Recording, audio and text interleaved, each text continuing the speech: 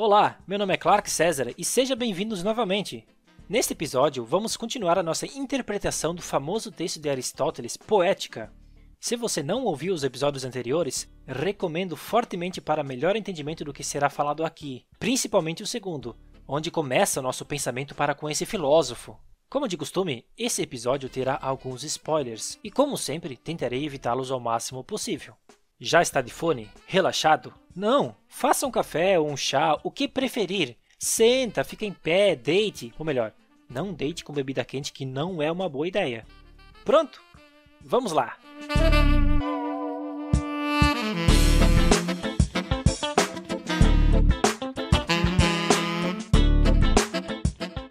Como todo bom papo de filosofia, começamos com algumas perguntas. O que é ficção? Qual é a função do poeta na criação dessas ficções? Bom, como nosso mestre Aristóteles diz, é óbvio que a função do poeta não é contar o que aconteceu, mas aquilo que poderia acontecer, o que é possível, de acordo com o princípio da verossimilhança e da necessidade. Ele comenta sobre a diferença entre um historiador e um poeta. Um relata o que aconteceu, e outro o que poderia acontecer. Claro que, levando em consideração os tempos atuais, existem muitas histórias que são retratadas a partir de algum fato real, o famoso baseado em fatos reais. Mas vamos pensar, mesmo sendo baseado em fatos reais, a obra não se torna histórica, mas sim uma ficção da história. Assim como tudo, você deve estar pensando, e os documentários? Bom, os documentários não se formam apenas de imagens reais, até porque nos vem o questionamento: o que é real? Calma, comecei pesado, né? Vamos pensar assim, você conhece os irmãos Lumière, certo? A esse ponto acredito que sim, mas de qualquer forma vou lhe explicar quem foram. Os irmãos Lumière são dois caras franceses que, junto ao famoso Thomas Edison, entre outros tantos que ajudaram, mas que não são reconhecidos, até porque eu não sei o nome deles. Acho que isso prova meu ponto. Enfim, eles estavam na luta de uma famosa criação. Qual? O cinema! Mais precisamente, o aparelho que captava as imagens. O que fez os irmãos Lumière ganharem essa corrida foi o fato deles terem sido os primeiros a exibirem os filmes, assim como entendemos hoje, em um projetor, em uma sala escura. Por que estou trazendo isto à tona? Pois bem, as filmagens da época, e até hoje, para falar a verdade, não mostra a realidade. Claro que mostra a realidade, pois tudo que é visto pelo olho humano é real, pois através do nosso conhecimento antropológico tornamos real. Mas o que eu quero dizer é que as pessoas sabiam que estavam sendo filmadas, isto é, seus comportamentos mudam quando sabem que estão sendo filmadas. Como que ao saber, tentavam demonstrar suas melhores versões, isto é, uma falsa realidade, por mais fina que essa linha possa ser. Quem é que ao chegar em um lugar, geralmente histórico, se posiciona de uma forma que nunca se posicionou antes e sorri, esperando o maldito tirar logo a fotografia? Na fotografia ou filme é isso que acontece, pois sabemos que a imagem pode ser eterna. Eterna para nós, mas não para a eternidade. Enfim, o que quero dizer com tudo isso? Quero dizer que é função do roteirista criar uma ficção em cima da realidade. E é função do historiador contar a história como ela é, ou pelo menos tentar o máximo possível. Mesmo contando a história a partir de imagens de arquivo, o roteirista desse documentário fará um recorte da realidade e terá que optar pelas informações que contará e as informações que precisará omitir. Cinema é recorte. Com recorte vem a montagem. Com a montagem vem a história.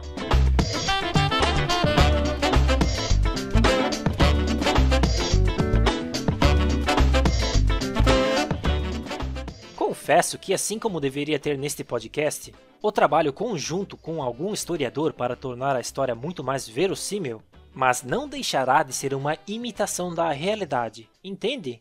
Vou tentar parar de propor pensamentos complexos. Vem comigo! Sendo o mais perto do que realmente aconteceu, nós aceitamos, pois é o que dá para fazer. Aqui entra a ética, principalmente em documentários.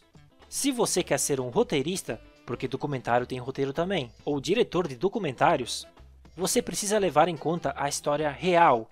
e a partir dela criar seu enredo. Não é diferente para a ficção. O que muda é sua liberdade criativa. No caso da ficção, conta-se histórias que não aconteceram de verdade. Cinema é mentira também. E boas mentiras sempre têm verossimilhanças com a realidade. Quando você era criança, já mentiu para sua mãe que estava doente para não ir à escola? Pois é, eu já.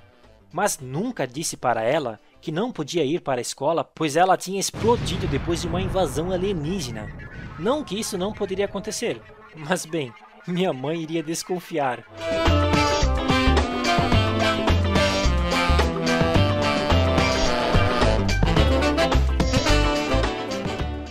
Palavras de Aristóteles. Portanto, a poesia é mais filosófica e tem um caráter mais elevado que a história. É que a poesia expressa o universal, a história o particular. Que tal fazermos uma comparação para entendermos isso? Qual é a diferença entre o documentário A Segunda Guerra em cores, onde conta a história da Segunda Guerra Mundial com Hitler e o nazismo, e o filme de Charlie Chaplin, O Grande Ditador, que conta a história fictícia desse homem humilde que tragicamente foi confundido com um grande ditador, fazendo alusão a Hitler? O documentário tem como objetivo instruir a mente humana acerca dos acontecimentos. Isso é importantíssimo para a nossa evolução como espécie, pois a função de contar a história da humanidade é de que não repitamos os maus feitos dela. Já a função do filme de ficção de Charlie Chaplin é poética, isto é, nos faz filosofar acerca do que aconteceu, nos faz refletir sobre a condição humana e seus pensamentos acerca do acontecido. Voltamos ao personagem. O que é um personagem nas palavras de Aristóteles? Pause o episódio e grite aí, para quem estiver por perto se assustar. Pensamento e caráter, certo? E qual é a função do personagem em uma história? Expor seus pensamentos a partir do caráter. Charlie Chaplin é mundialmente famoso no cinema, pois ele soube usar o poder do personagem para expor seus pensamentos, sua poesia, seu caráter. Essa é a importância da ficção. Contar o que devemos contar, pensando no ponto de vista afetivo, humano. Que tipo de humano seríamos se afundáramos em guerras sem fins? Bom, seria nosso fim, pode ter certeza. A Guerra Fria esteve aí para provar isso. E é isso que Charlie tenta expor. A humanidade. Para que com sua poética mudemos nosso jeito de pensar. Para seguirmos outro rumo. Outra história. Outra ideia. Uma melhor ideia.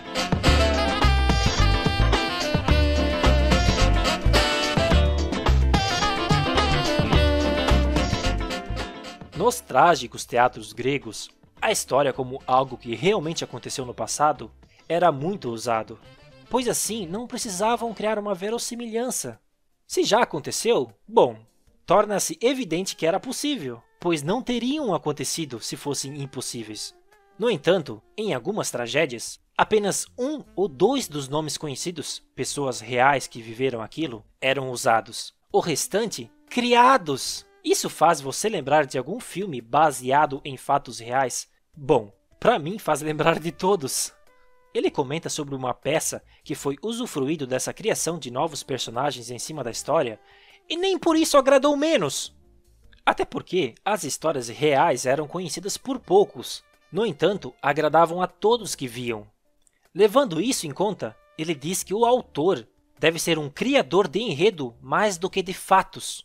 Isto é, ele deve usufruir das técnicas que já vimos até então para propor uma história bela, e se para isso for necessário inventar em cima do real, então não tem problemas. Claro que a ética de contar uma história real é muito maior do que uma total ficção. Vamos pegar um exemplo. Você já viu a minissérie Chernobyl da HBO? Lá, os roteiristas criam uma única personagem que simboliza toda a mídia, uma repórter que corre atrás da verdade por trás do incidente. Por que eles fizeram isso? Porque é um jeito muito mais fácil e visual do que realmente pesquisar e contar toda a história por trás das centenas de pessoas que cobriram aquele ocorrido. Cinema é mentira, mas não quer dizer que não seja verdade. É sim uma interpretação da verdade. Ou melhor, uma imitação da verdade. No episódio sobre estrutura e escrita em si do roteiro, você vai perceber que devemos deixar tudo escrito visualmente e mais resumidamente possível. Lembra quando falamos do tempo da história? A equipe de roteiristas de Chernobyl conseguiram contar sobre um acontecimento trágico no passado e usou 5 episódios para isso. Se tivessem ignorado o fato de que eles poderiam mudar os personagens para resumir a história, a minissérie se tornaria uma série. E de 5 episódios, quantos será que levariam para contar a mesma história? Seria uma série melhor? Não sabemos, mas sabemos que levaria bem mais tempo para terminá-la. Isso é bom ou ruim? Olha, eu prefiro tirar 5 horas para ver aquela história. Se você prefere tirar 20 horas ou mais para ver a mesma história, bom, daí é com você.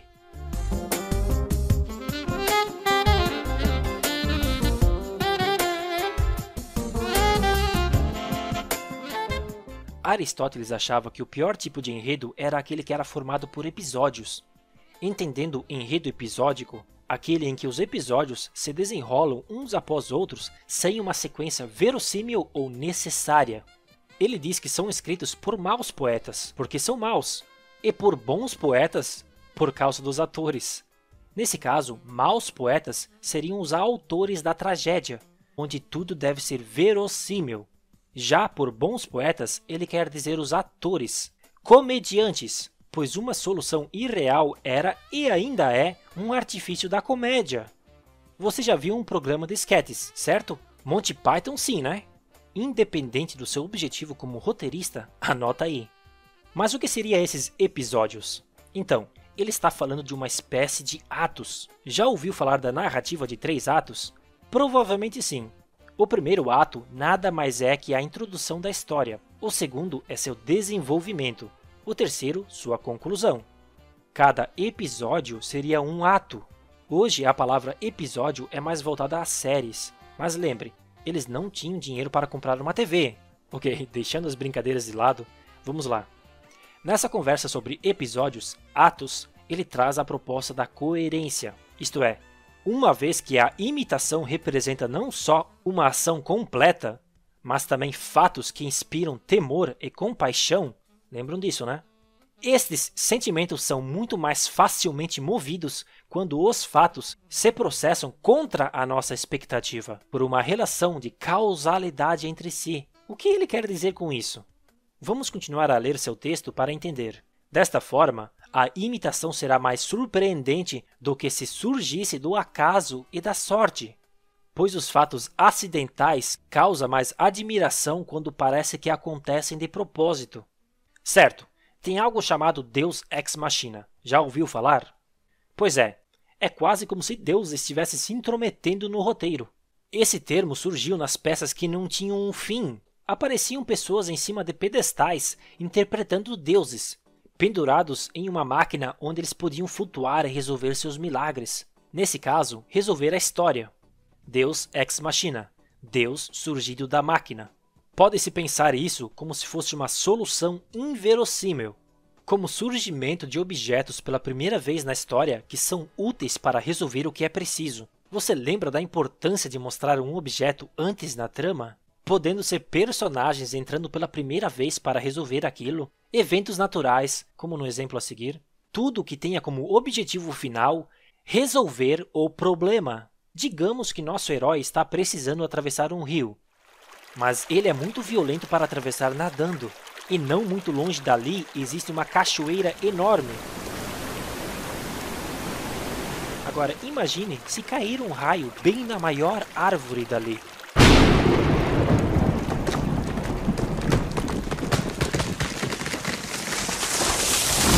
Fazendo-a cair e criar uma ponte para nosso herói.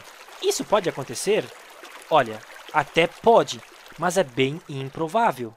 Daqui a pouco vamos falar mais sobre o impossível provável e o possível improvável. Lembra que comentei no primeiro episódio? Bom, voltando.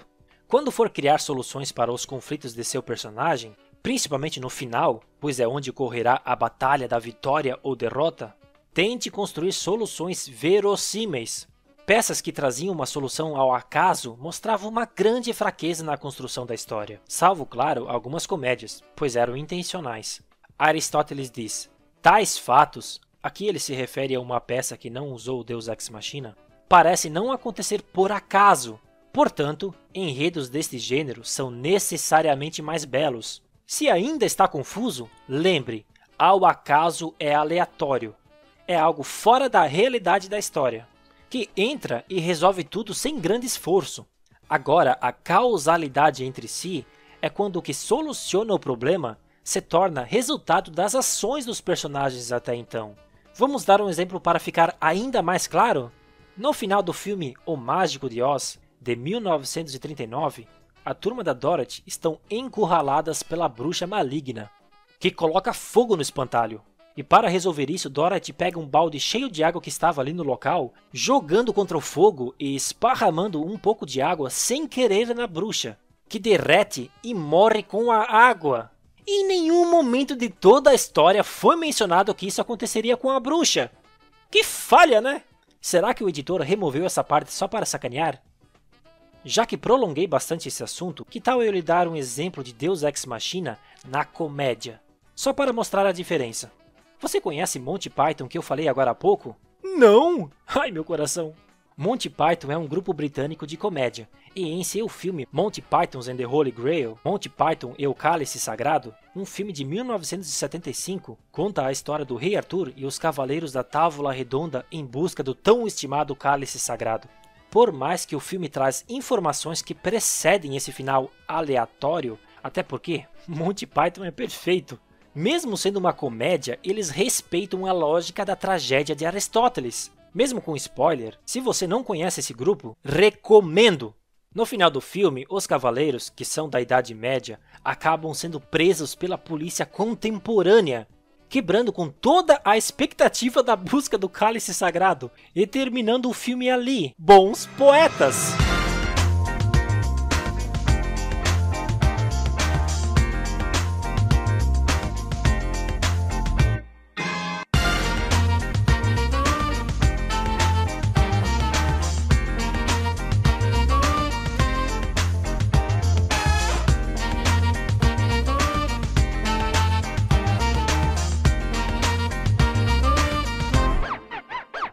Aristóteles define o enredo em dois tipos, o simples e o complexo. O simples nada mais é que uma sequência de acontecimentos que levam a um final comum. Já o complexo é algo quando existe uma peripécia, hoje conhecida como plot twist. Lembra do primeiro episódio? Algo que ocorre e muda todo o rumo da história. Por isso que repito que os filmes de M. Night Shyamalan, como O Sexto Sentido, são tão excelentes em suas narrativas.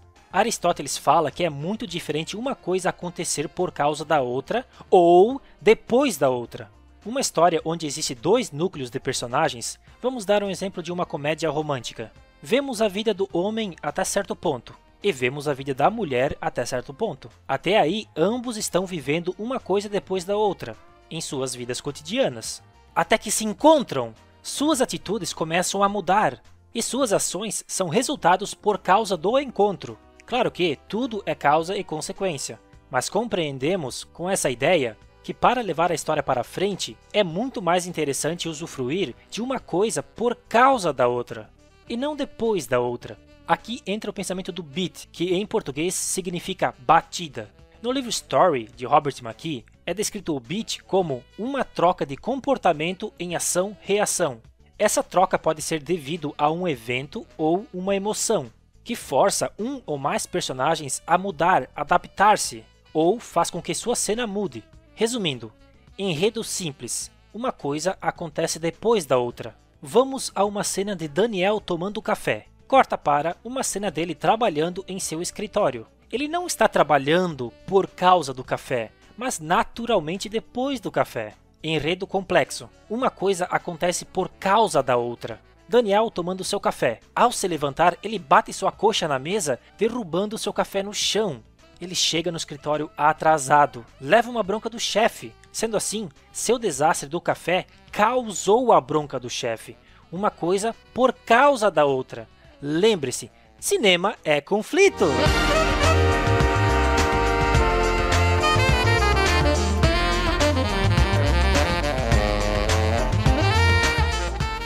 Continuando com o papo do plot twist, peripécia para Aristóteles, entendemos em seu texto que o mais belo plot twist vem com o reconhecimento, isto é, a passagem da ignorância para o conhecimento, da felicidade à infelicidade, do amor ao ódio ou vice-versa.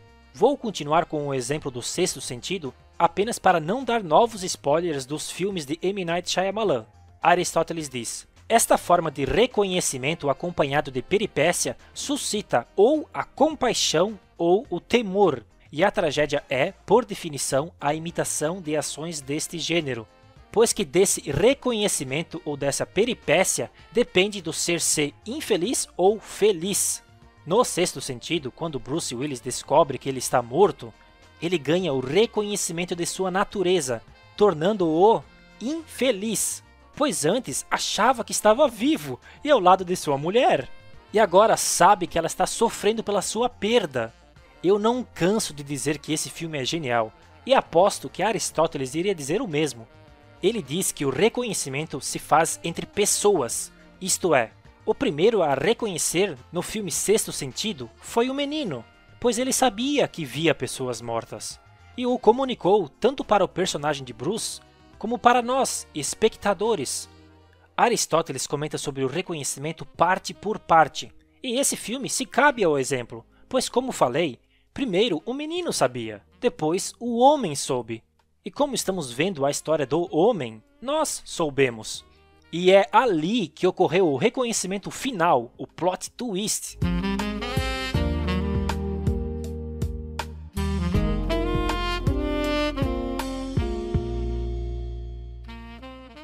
Portanto, temos mais duas partes do enredo, peripécia e reconhecimento. A terceira é o sofrimento, sendo um ato destruidor ou doloroso, tal como as mortes em cena, grandes dores e ferimentos e coisas desse gênero. A palavra sofrimento é uma tradução da palavra pathos, que é 1. Qualidade no escrever, na fala, no musicar ou na representação artística que estimula o sentimento de piedade ou a tristeza. Poder de tocar o sentimento da melancolia ou o da ternura. Caráter ou influência tocante ou patética. 2. Na experiência do espectador, leitor, etc., sentimento de dó, compaixão ou empatia criados por uma qualidade do texto, da música, da representação, etc. Resumindo, o enredo é feito de conhecimento, que podemos dizer que é o plot, e reconhecimento, que em alguns casos pode ser o plot twist, se feito à maneira de que quebre com a linha do tempo, para que possa percorrer outra trajetória.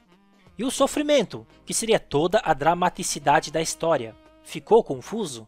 Agora falei que o reconhecimento é o plot twist, e plot twist é a peripécia?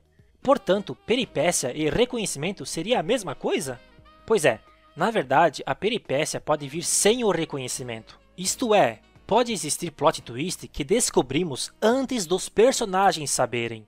Antes de dar o exemplo, quero dizer que minha intenção não é tirar o mérito do filme a seguir, mas somente propor um pensamento lógico a partir de sua montagem. Vamos lá, já viu o filme de Jordan Peele, Us? Ainda não? É um bom filme. O começo dele conta a história de uma menina indo a uma sala de espelhos, e no espelho ela vê o seu reflexo. É o quê? Ao vermos essa cena um tanto quanto macabra, só vendo para entender, vemos que a menina que sai dali não é mais a mesma, isto é, ela é estranha e confusa. E ao decorrer do filme, descobrimos a existência de um mundo inverso, algo como que seu autor, Jordan Peele, propusesse a separação do bem e do mal interior de cada um, entende? E nesse encontro macabro tivesse a intenção de fazer essa troca, como que seu mundo inverso guardasse apenas o maligno de cada um de nós. Nós, us, pegou? Esse é um plot que no final tenta ser um plot twist, em minha humilde opinião, pois quando vi o filme havia feito essa leitura muito antes de ter reconhecido ela em tela. É uma coisa ruim? Bem, se a intenção foi surpreender, não deu certo. Mas o filme deixa de ser belo por causa disso? Bom, esse em particular, não.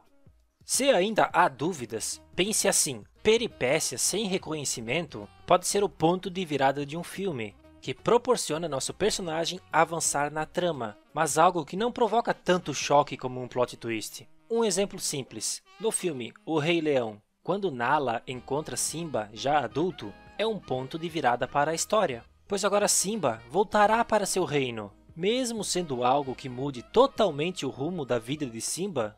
E mesmo que para nós haja o reconhecimento de que ele deve voltar para aquele lugar que já conhecemos, não nos traz grande choque, mas não deixa de ser menos importante por isso. Falaremos mais sobre isso no episódio sobre estruturas narrativas. Não perca!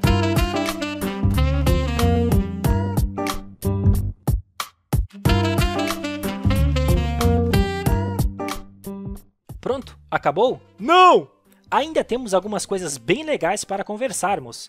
Aristóteles faz uma lista de o que fazer e não fazer ao construir um enredo. Bora descobrir?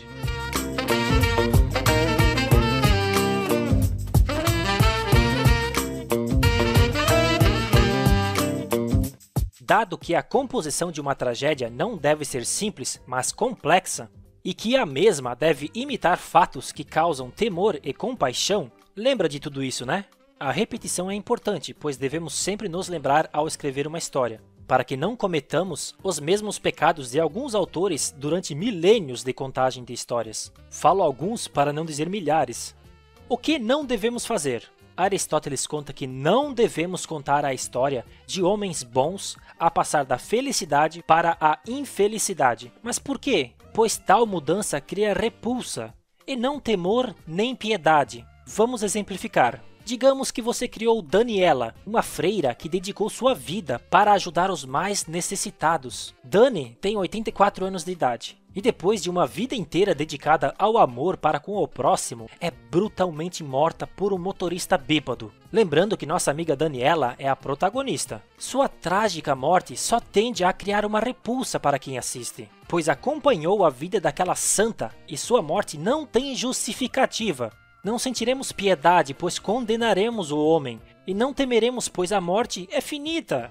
Criei uma história drástica para pontuar essa questão, mas isso vale para diversas outras situações.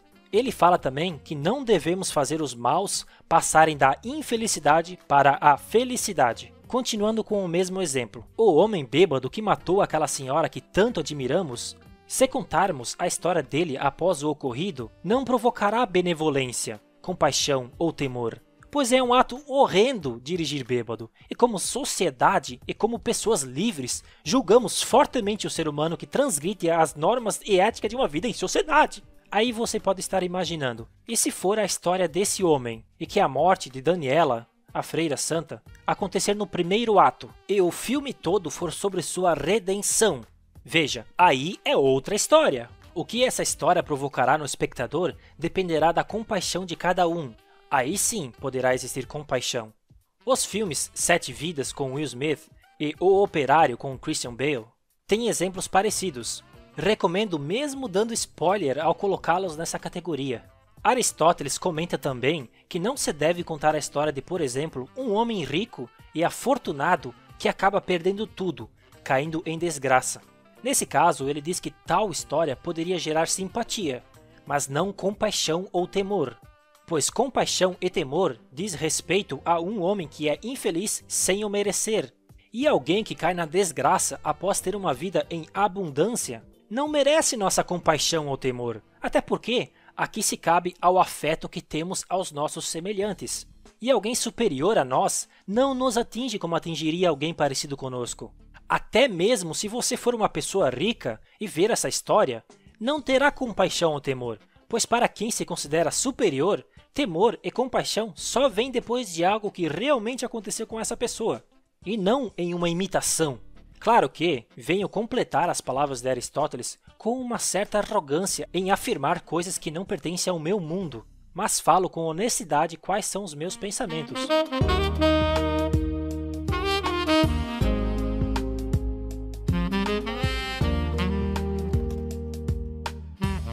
Aristóteles defende os finais tristes, pois acredita que geram um pensamento profundo acerca da sociedade que assiste o espetáculo. Você concorda? Eu concordo. Pensa comigo, quando o final é feliz, existe discussão? Pode existir, mas não me lembro de nenhuma delas agregarem ao nosso pensamento como sociedade ou como indivíduo, ou como devemos agir ou reagir. Já os finais tristes ou em aberto, tendemos a pensar o porquê daquilo e entender o que poderíamos fazer para resolver. Nessa parte, Aristóteles define o herói trágico, não nessas palavras, pois quem as usou foi os estudiosos italianos no século XVI. O herói trágico nada mais é que um homem ou mulher que comete um erro, cometido pelas características que definem esse personagem e não por outro personagem perverso. Vamos entender alguns dos traços do herói trágico. O orgulho pode ser um fator do erro cometido. O herói descobre que sua queda é resultado de suas próprias ações, não por causa dos acontecimentos. O herói vê e entende o seu castigo, e que seu destino foi definido por suas próprias ações.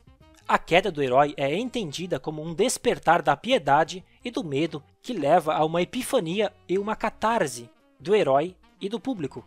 Não é necessário pelo padrão aristotélico de que a queda ou o sofrimento levem à morte ou à ruína total.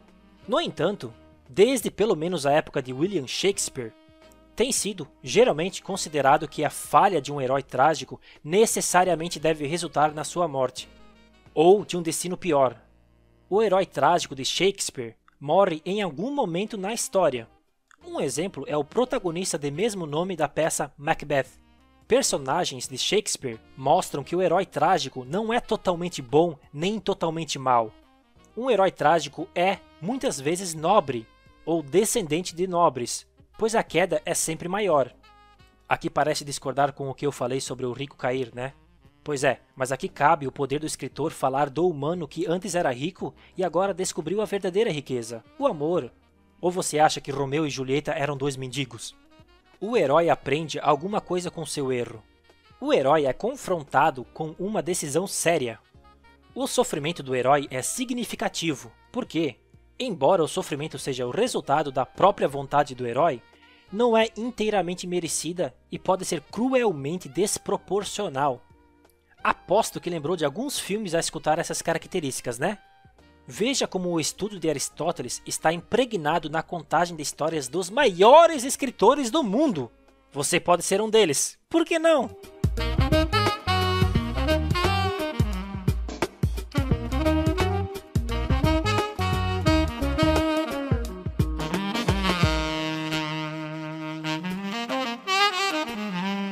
Fico tremendamente feliz ao me deparar com assuntos acerca da comédia ao ler a Poética. Pois como já sabem, o texto exclusivo sobre a comédia foi perdido, e isso me dói muito, você não tem noção!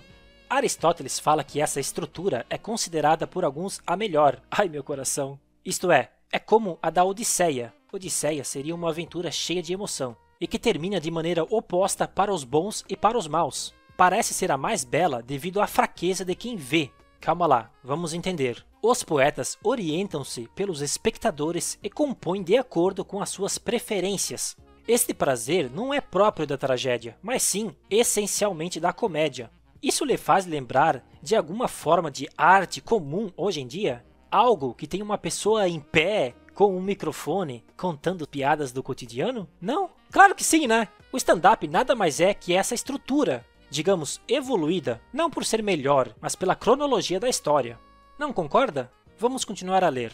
Aqui, os que na história tradicional são ferozes inimigos, como Orestes e Egisto, histórias com matanças, saem, no fim, amigos, e ninguém mata ninguém. Lembra da máscara da comédia? Na Commedia dell'arte da Itália? Itália manda muito bem ao ler Aristóteles. Eles usavam máscaras com tipos, isto é, cada máscara tinha uma certa característica, criando assim um método de atuação improvisada. Como assim? Eles usavam as máscaras que definiam suas características. Alguns exemplos: o enamorado, uma pessoa apaixonada, mas com medo de contato íntimo. O capitão, um homem poderoso, cheio de si, mas que quando o bicho pega, ele é o mais medroso. Entre diversos outros, que quando usadas, os atores improvisam em cima dessas características, promovendo belas histórias. Isso é criação de personagens. Se me deixarem falar sobre a comédia, terei que criar um podcast exclusivo para isso. Amo demais e recomendo o estudo.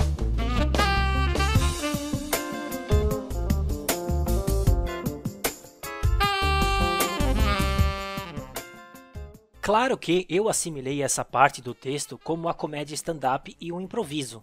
mas vale lembrar que ela está impregnada em vários tipos de humor. A sátira, como Saturday Night Live, o besteirol, como Não É Mais Um Besteirol Americano, humor negro, como South Park, pastelão, como Os Três Patetas, comédia de bordões, como Chaves, Chapolin, comédia romântica, como O Amor é Cego, humor de constrangimento, como The Office, comédia de situação, como The Big Bang Theory, comédia observacional, como já comentado, o stand-up. Claro que aqui dei apenas um exemplo de cada, e também não citei todos, mas o que quero dizer é que existem diversos produtos da comédia e suas divisões, tudo como definido por Aristóteles. Aqui, todos são amigos e ninguém mata ninguém. Ah, mas está bem superficial essa colocação. Já te falei que se perdeu o texto sobre a comédia, não me faça chorar!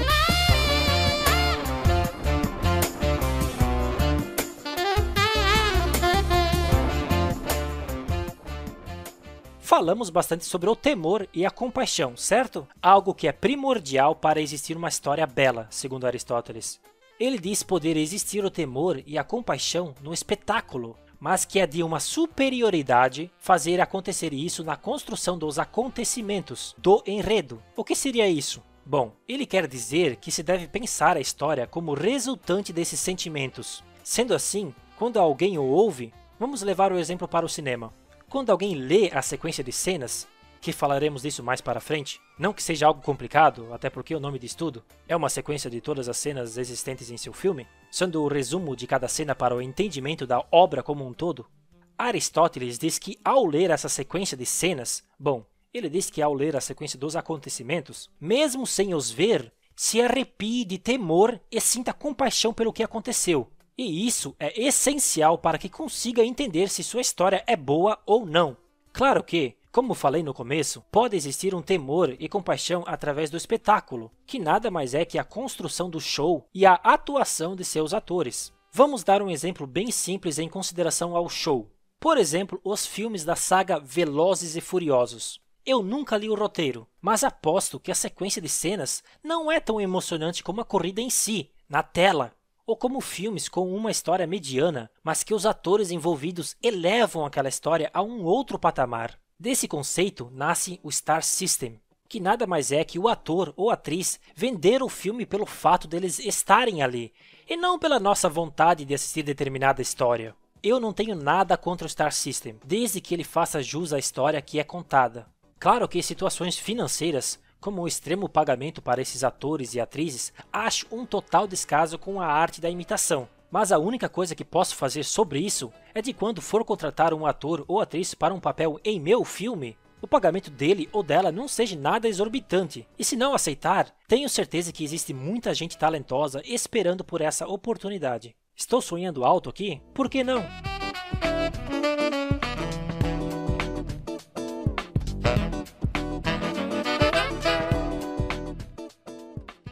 E os que, através do espetáculo, não produzem temor, mas apenas terror, nada têm em comum com a tragédia. Não se deve procurar na tragédia toda a espécie de prazer, mas a que lhe é peculiar. Esse trecho é interessante porque aqui ele parece definir o terror como algo separado da tragédia.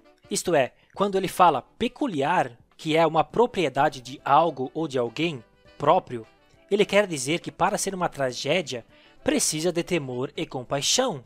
E o terror não gera tais efeitos, pois o terror gera o estado de pavor, de terrível. E isso não se cabe à tragédia, como algo trágico, mas sim aterrorizante. No texto tem uma legenda que supostamente é levado em consideração uma peça que havia mulheres abortando ao ver Eríneas entrando em cena, enquanto Nêmesis era a deusa da vingança, punindo deuses. Eríneas eram deusas gregas punidoras dos mortais. Imagino eu que as histórias eram de mulheres que dormiam com homens que não deveriam dormir. E engravidando, tinham medo da punição dessa deusa, forçando assim o aborto. Aterrorizante, não acha? Eu acho! E acho fascinante a criação desses deuses a fim de carregar esses sentimentos humanos. O que isso tudo aplica nas histórias de hoje em dia? Como eu acredito que o deus, digamos, mais popular de todos, é o símbolo do amor, por que não acreditar que os deuses gregos poderiam simbolizar outros sentimentos? Não estou falando para você criar uma história mitológica, mas sim entenda esses sentimentos para que você possa construir seu personagem com essas características, digamos, fé e medo desses deuses, compaixão e temor, sacou? Personagens que têm medo de algo e filmes que contam essa superação, nada diferente é dos teatros gregos. A única coisa que mudou é que nós não levamos tudo no literal, e imagino que nem eles, mas que nas peças eram criadas literalmente pessoas para interpretar esses deuses. Pois naquela época, penso eu, que era mais fácil de fazer o povo compreender as histórias. Fazemos parte da história, a história da evolução das histórias.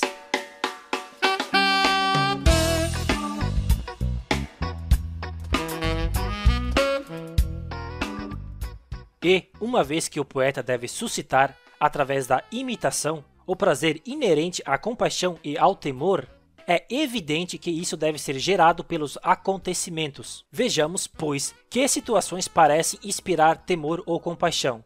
Ações deste gênero passam-se entre amigos ou entre inimigos, ou então entre pessoas que não são nem uma nem outra. Até aí parece ser muito óbvio. Vamos entender. Se passam entre inimigos, nada nos seus atos ou nas suas intenções inspira compaixão, a não ser o sofrimento em si. Lembra que o sofrimento seria o terceiro fator de uma história? O mesmo acontece se trata de pessoas que nem são amigas nem inimigas. Mas se o sofrimento ocorre entre pessoas de família, como, por exemplo, se o irmão mata, tenta matar ou faz qualquer coisa deste gênero a algum familiar, esses são os casos que devem ser aproveitados. Na Grécia Antiga, parece que a maior tragédia era ter algum parente matando parente. Que doido como não fazemos mais isso com frequência. Pelo menos não em filmes mainstream, isto é, em filmes populares que digamos que são para toda a família. Até porque é uma tragédia tremenda para conseguir vender para as pessoas que querem apenas se divertir vendo filmes. Por isso, o escapismo hollywoodiano foi tão popular e ainda é. Os personagens podem ainda praticar uma ação terrível na ignorância, vindo mais tarde a conhecer a relação de parentesco. Já viu o filme Old Boy? Se sim, você tá ligado. E dentro deste campo não há outras possibilidades. Os personagens necessariamente praticam a ação ou não, com conhecimento ou sem conhecimento. Destes casos, o pior é estar a ponto de conscientemente praticar a ação e não a praticar. Isso é repugnante e não é trágico, pois não se consuma o ato destruidor. Mas Clark, você está apenas lendo o texto. Se for fazer assim, eu mesmo leio. Mas é para você ler.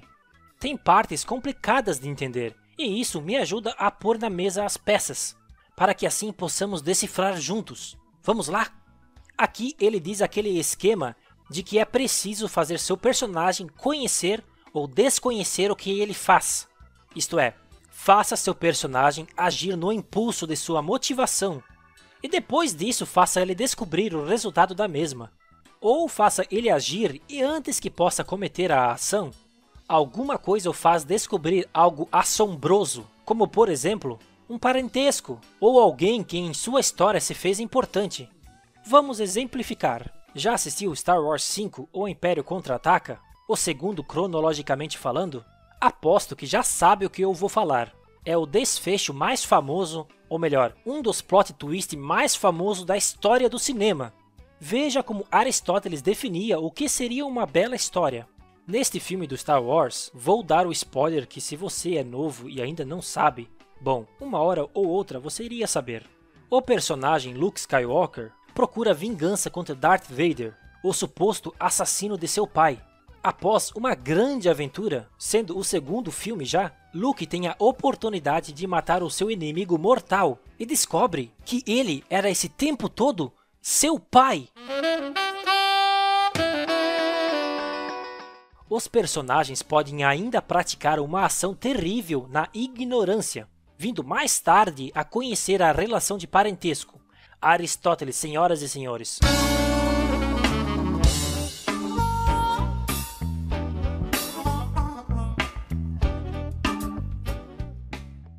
Ah, mas ali ele não matou Darth Vader. Melhor ainda, pois antes amava seu pai por não conhecê-lo. e agora o odeia e não quer ser igual ele após reconhecê-lo. Do amor ao ódio. Quem falou sobre isso também? Você sabe muito bem. O mestre fala: melhor é quando se age na ignorância e se descobre a relação de parentesco depois de o fato se ter consumado. Isso é tragédia e o reconhecimento produz o assombro. O melhor caso é o último, ou seja, o gênero do Cresfontes, em que Mérope está a ponto de matar o filho, mas não o mata, mas o reconhece. Não preciso nem explicar quem foram essas pessoas. Você já assimilou com a história de Luke e Darth Vader.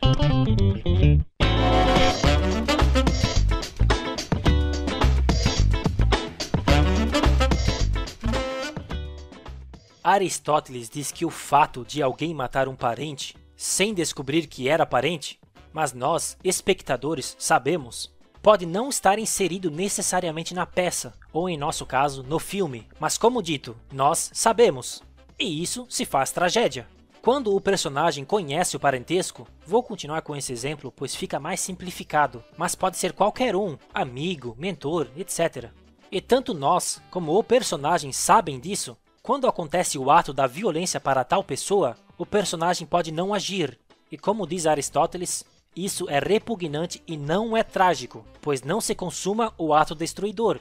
Aqui falamos daquele momento decepcionante em que saímos do cinema com aquela vontade de ter visto sangue, por mais errado que às vezes possa ser. Entramos tanto na dor do personagem, sofrimento, que acreditamos que uma das soluções que nosso herói possa fazer para parar a dor é a vingança.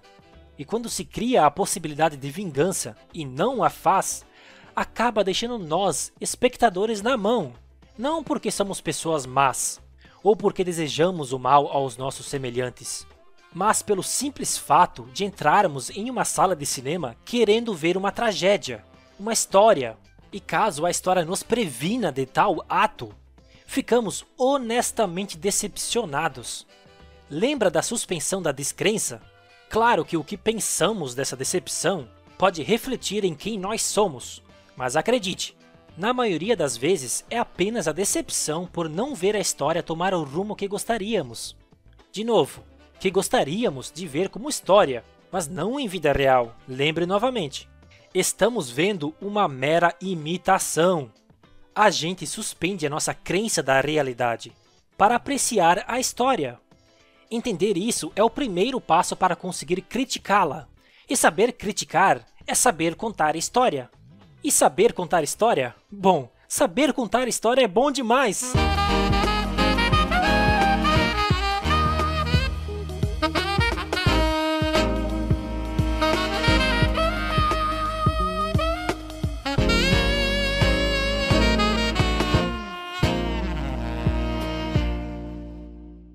Palavras de Aristóteles. Na verdade, os poetas foram procurando e encontraram, não por arte, mas por acaso, o efeito a alcançar nos seus enredos. Tiveram então de se voltar para estas famílias, no seio das quais ocorreram sofrimentos deste gênero. Sobre a estruturação dos acontecimentos e como devem ser os enredos, dissemos já o suficiente. Show! Obrigado, Aristóteles! E você, curtiu? Quem sabe você não encontra algo novo em suas pesquisas. Não é excitante? Claro que é!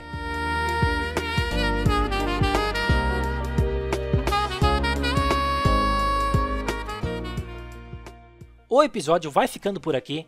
Obrigado por terem escutado. Se curtiram, compartilhem com seus amigos e amigas, pois acredito que as informações passadas aqui são raras. Minha intenção inicial era somente fazer um episódio sobre a poética. E como fluiu legal o pensamento, não só fiz 2, mas como terá um terceiro episódio, o próximo, para encerrarmos com chave de ouro nosso pensamento acerca da criação da história, que não se aplica somente para roteiro, mas para contos, livros, música e tudo que você tenha vontade de expressar através dessa arte da escrita. Então já sabe, não perca o próximo episódio. Meu nome é Clark César, se cuide, leia, assista, escute, aprecie, viva! E como de costume, boas escritas!